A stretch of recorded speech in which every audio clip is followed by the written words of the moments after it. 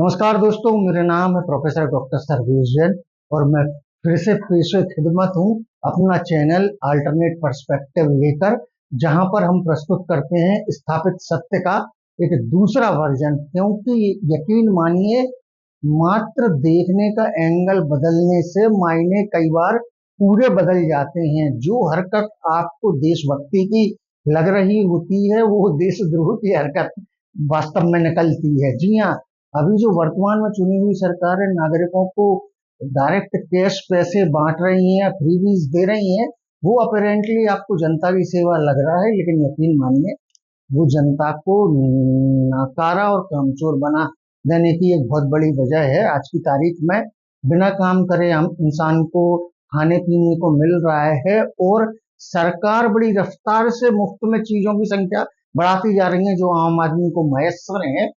तो ये अकर्मण्यता की तरफ धकेला जा रहा है भारत भूमि के महान नागरिकों के लिए।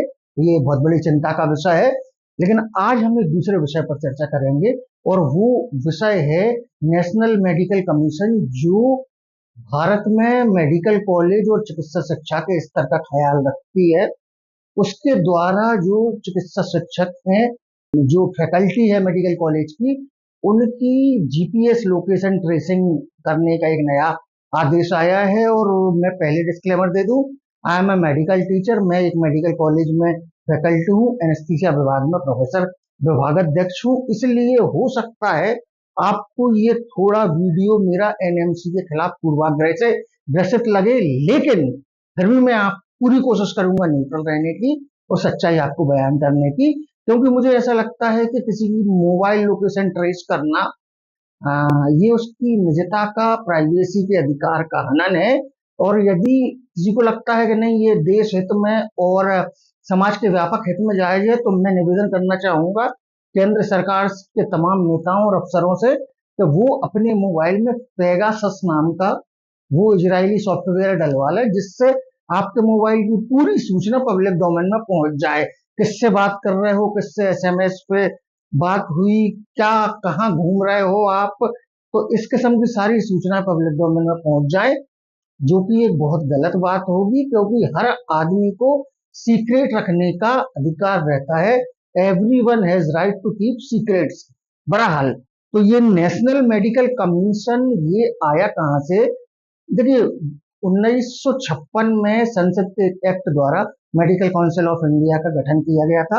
मेडिकल काउंसिल ऑफ इंडिया की जिम्मेदारी थी भारत में चिकित्सा शिक्षा के स्तर को बनाए रखना, और वो मेडिकल कॉलेज की संख्या को बड़ी खूबसूरती से नियंत्रित भी करते थे। क्योंकि उनके जो क्वालिटी के क्राइटेरिया थे, वो विश्व स्तर के थे कि यदि उन्होंने कह दिया 100 विद्यार्थियों पे 10 मेडिकल टीचर लगेंगे, तो 10 पर ही मानते थे।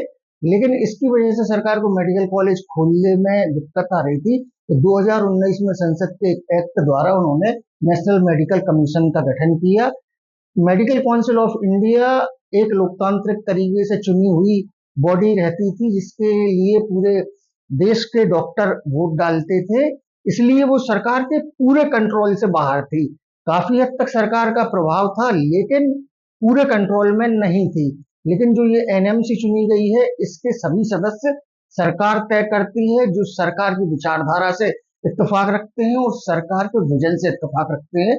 जिस वजह से मेडिकल एजुकेशन का स्तर बहुत ज्यादा गिर गया है। क्योंकि सरकार को ज्यादा मेडिकल कॉलेज खोलने थे, तो एमसीआई के दौर में ज्यादा मैन पावर और ज्यादा इंफ्रास्ट्रक्चर लगता था।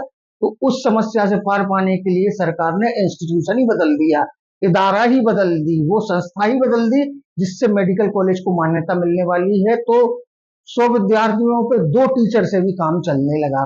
तो ऐसे हर राज्य में 70, 80, 100, महाराष्ट्र, कर्नाटक या उत्तर प्रदेश की हम बात करें तो 100 से अधिक मेडिकल कॉलेज हैं वर्तमान की स्थिति में। तो संख्या बढ़ गई डॉक्टर्स की, लेकिन जो क्वालिटी है वो उत्तरोत्तर रूप से घटती जा रही है।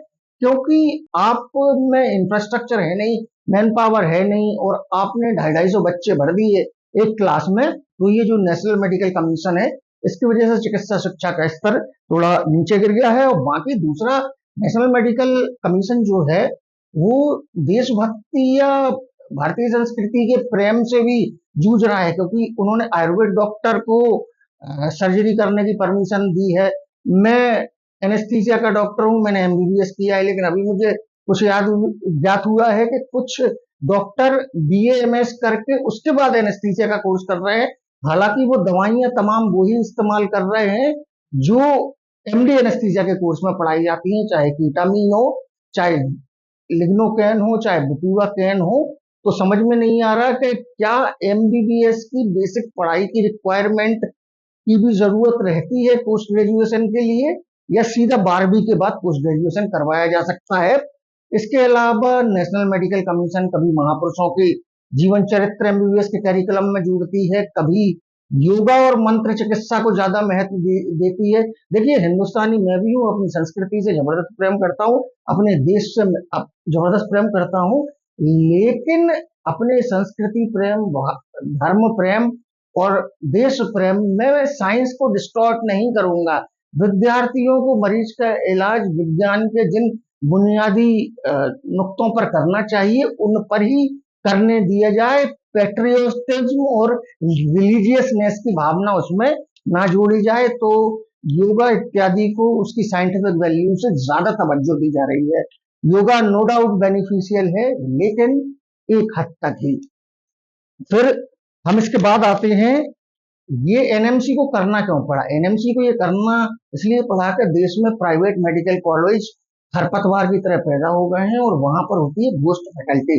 घोस्ट फैकल्टी उस फैकल्टी को कहते हैं जो एक्चुअल में तो कहीं दूसरे शहर में काम कर रही होती है, केवल उसके कागजात लगे रहते हैं प्राइवेट मेडिकल कॉलेज में। तो उससे फायदा ये होता है कि प्राइवेट मेडिकल कॉलेज वाले उनको सैलरी नहीं देनी पड़ती, इंस्पेक्शन के टाइम पे बस कागजात लगा दो, तो बिना चिकित्सा शिक्षक के, बिना फैकल्टी के आपको मान्यता मिल जाती है। आप एमबीबीएस का कोर्स शुरू कर दो, एमडी का कोर्स शुरू कर दो, एमसीएच का कोर्स शुरू कर दो और उन सब चीजों को करोड़ों में बेचो।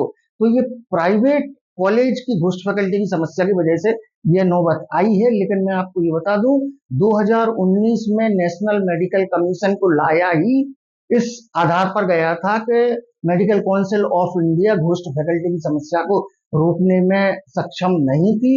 चूंकि आपने संस्था भी बदल दी, बायोमेट्रिक फिंगरप्रिंट्स के तरीके आए जिनके माध्यम से अटेंडेंस लगाई गई, लेकिन घोस्ट फैकल्टी की समस्या यथावत बनी हुई है। उसके बदले में आप अपने ही नागरिकों की जो जासूसी कर रहे हो, सर्विलेंस कर रहे हो, वो कुछ वैसा ही लगता है जैसे इजराइल की सरकार हमास, हिजबुल्ला या हूती विद्रोहियों की ट्रैकिंग करती है, जो कि किसी भी चिकित्सा शिक्षक के आत्मसम्मान के खिलाफ भी है। क्योंकि हम क्या आपको प्रोफेशनल या हम आदतन अपराधी लगते हैं जो हमारे मोबाइल लोकेशन ट्रेस करी जाएगी। बाकी इसके अलावा एक और बहुत महत्वपूर्ण मुद्दा है जो चिकित्सा शिक्षक हमेशा उठाते हैं कि डॉक्टरों के अस्पताल में रहने के घंटे गिनने से शिक्षा का स्तर नहीं सुधरने वाला। काफी सारे ऐसे एरियाज हैं जहां नेशनल मेडिकल कमीशन को इम्प्रूवमेंट की जरूरत है। डॉक्टरों के आने जाने के टाइम से, उनके घंटे गिनने से चिकित्सा शिक्षा का स्तर नहीं बढ़ना वाला। चिकित्सा शिक्षा का स्तर बढ़ेगा यदि आप प्रति 100 स्टूडेंट, फैकल्टी और इंफ्रास्ट्रक्चर की संख्या पहले जैसी लेकर आए, जैसी मेडिकल काउंसिल ऑफ इंडिया के जमाने में होती थी। तो ये है हमारा चैनल अल्टरनेट पर्सपेक्टिव। चैनल को लाइक करें, सब्सक्राइब करें, शेयर करें और कमेंट बॉक्स में अपनी राय जरूर दें। नमस्कार, शुक्रिया, जय हिंद।